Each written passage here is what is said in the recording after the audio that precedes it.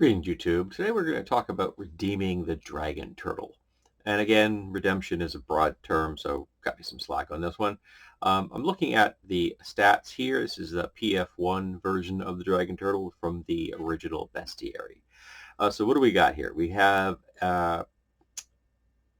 challenge rating of 9, which isn't particularly high when you think about a dragon turtle, but okay. It is a huge dragon, neutral alignment, aquatic. We're good. Low light vision and dark vision, low light vision makes sense because it does go to the surface and has a land speed, but dark vision only goes to 60 feet. Again, it has scent as well. I don't actually know how the vision of a turtle underwater is, to tell you the truth, so I guess we're going to live with that one. Got a solid AC because it is a giant turtle. Lots of hit points. It's got a good, great save, decent will, and decent reflex. It is immune to fire, sleep, and paralysis because, it lives in the ocean and it is a dragon. That's important. Don't forget that. It is a dragon. Okay, remember, keep that in mind. Yes, it is one of the lesser powerful lines of the dragon kind, but it is a dragon.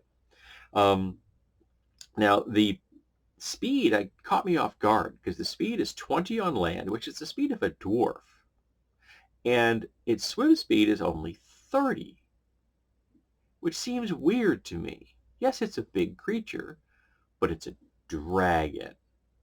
And if you look at the average speed of a galleon, which is a pretty commonly sized ship for like trading and exploration and things like that, even used by militaries in that kind of a scale, they have a speed of 60. So if this thing's supposed to be threats to ships, if it doesn't get the ship off guard somehow, and even if it does, that ship can just outrun them, which seems to me to be weird. It should at least have the speed of a galleon, which is 60. So I think that swim speed is just way, way too low. What else we got going here? We got melee. Whoops, that's not what I wanted to do. Where we go? Sorry. I pushed the wrong arrow. Its space is 15, reach 10. It's a huge creature. I mean, I guess by the rules that makes sense, but just it seems that it should have a better reach than that for some reason. I mean, it's got a breath weapon and it can capsize. Those are good. That makes it more of a threat. High strength, average dex, high con. It's got an intelligence of 12, which makes it only 20% higher than your average commoner. Wisdom of 13 rather, slightly 30% higher, and a charisma of 12, again 20% higher. So fully sapient being. It can make decisions for itself. It understands concepts of alignment and morality and ethics. Okay, maybe not be able to debate philosophy with you, but it's able to make decisions that should be morally judged. Feats, skills. It's got good diplomacy, good intimidation. Intimidation makes perfect sense. Good at sensing motives. Good at stealth, which also makes sense. Good at survival and good at swim. It always seems weird that creatures that have a swim speed, live in the ocean, have a swim skill. We don't have creatures that live on the land have a walk skill, now do we? They can just walk. So why do we take a creature that is under the aquatic subtype, require them to have a swim skill? That just strikes me as weird. But at a plus 31, it's unlikely he'll ever fail one anyway. And with a strength, that strength helps quite a bit. Languages, we got Aquan, Common, and Draconic. 3 languages makes perfect sense. These are the languages that dragon turtle, even though they only have a 12 intelligence, should have. Okay, no questions there. Environment, temperate, aquatic, solitary, and treasure double. So it values wealth. It understands commerce. It understands shiny. Okay, the illustration is also quite solid. It gives me a wonderful vibe of Gamera on this one. Breath weapon is dangerous. Its capsize ability is also dangerous. Now, it It says they make their homes both in salt water and fresh water, which is intriguing because most animals that dwell in one don't dwell in the other, but there are animals that do, particularly of the non-ichthya uh, class, like non-fish class. So yeah, and though there are fish that do both, like salmon go to the ocean and they come back to fresh water. Um, it understands trade and it understands extortion. I find extortion does not fit well in my mind with the alignment of neutrality. Trade, I understand. Gift giving, I understand. But to me, extortion is at best a chaotic neutral act. It is an act of selfishness, not survival. A neutral creature can act in its own defense and its own best interests for survival. But extortion, to me, is a chaotic neutral trait and not a neutral trait. There's difference between intimidating someone because they're intruding on your territory or using diplomacy to get the best possible bargain out of something. A bit of flim flam to get a better deal than maybe you otherwise should have. I got no problem with that. But to me, extortion is at best a chaotic neutral trait. It is not a neutral trait. But maybe that's just the way I interpret neutrality. Um, Talks about its silver and its color and its appearance, which is all great. They have vast territories in the ocean, open oceans, encompassing regions often in the excess of 50 square miles. 50 square miles is not much space in the ocean. We have seen the migratory and behavioral patterns of ocean-going creatures, large ones, by putting trackers on them. And some of these creatures will move from one side of an entire ocean to the other side of an entire ocean. So 50 square miles is pathetically small in my book. That should read 500. Flat out. 500. That's what I think it should be. They are dangerous beasts, capsizing ships that fail to respect their territories. Okay, that to me is not a neutral act. The whole you should respect my authority vibe is not neutrality to me. It is at best chaotic neutral selfishness, because that's how I interpret chaotic neutrality, as selfishness.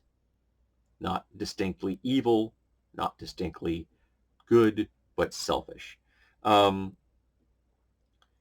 about decorating their lairs. Talk about the wealth seized from ships they've sunk, but the wrecks of these unfortunate ships themselves, their territory's nature, fondness for the types of lairs, put them in direct conflict with other underwater species such as Merfolk and Saoon. Saoon, I think it is. I can never pronounce that right. Or Saugin, who knows. Large fish such as tuna, sturgeon, and even sharks rank among dragon turtles' favorite foods, but being omnivorous, they also sometimes feed on large undersea fields of seaweed. Absolutely makes sense. Also, I would imagine there'd be giant seaweed in a high fantasy setting. There's absolutely no reason you wouldn't have giant seaweed. It's the kind of thing that if it didn't exist, the aquatic species would invent it. It's like our current vegetable selection that we have in the supermarket today looks nothing like the wild ancestors. Go do a Google search on what the original corn, the original maize looked like compared to what it looks like now, or even looked like in the 18th and 18th century. There's a vast difference between those two things. So it makes perfect sense that they would have giant kelp fields that perchance were even, tilled and gardened by dragon turtles themselves. They certainly aren't above supplementing their diets with the passengers of ships they sink, although such feeding is not born of any intrinsic evil or cruelty. Okay, a shark that could somehow capsize a ship or sink a ship or a rowboat or something could be excused for eating the contents of said rowboat, the sapient beings on board, the adventurers. Why? It has an intelligence of 2. It is below the intelligence of 3. which is the threshold of sapience in this particular type of high fantasy 3.5 and Pathfinder. All right. These things are 12. They can make moral judgments. So if they are intentionally wrecking vessels so that they can eat the soft, squishy things inside, that's evil. That is not an act of neutrality. It is not an act of an animal. Animals can be excused. They cannot make ethical and moral decisions. A creature with a 12 intelligence and a 13 wisdom is capable of making ethical and moral decisions. And capsizing a boat so you can eat the people inside is an act of evil and cruelty. Dragon turtles possess shells 15 feet in diameter, with the appendages stretching a few feet further and measure over 25 feet long from the tip of their noses to the ends of their powerful tails. It seems a little small in my book. It does.